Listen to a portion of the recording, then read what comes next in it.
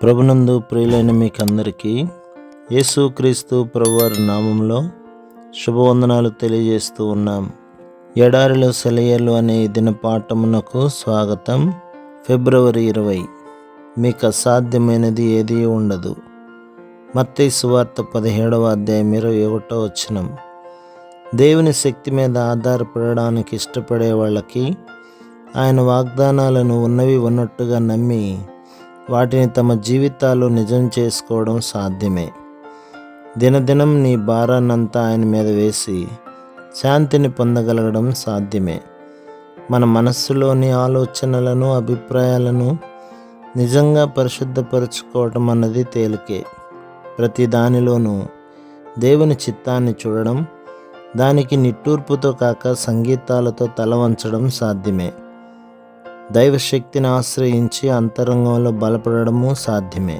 గతంలో మనకి బలహీనతలను కలిగించిన విషయాలను పరిశుద్ధతతో, తగ్గింపు స్వభావంతో ఉందామన్న మన పట్టుదలను వమ్ము చేసిన విషయాలను గుర్తించాలి.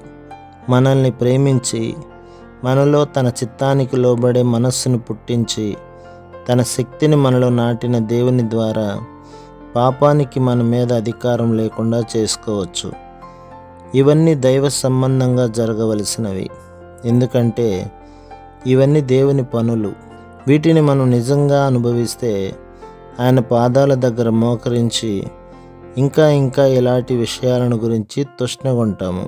ప్రతిదినం, ప్రతి గంట, ప్రతి క్షణం క్రీస్తులో పరిశుద్ధాత్మ శక్తి ద్వారా దేవునితో నడవడం కంటే తక్కువైన అనుభవాన్ని కోరుకోము.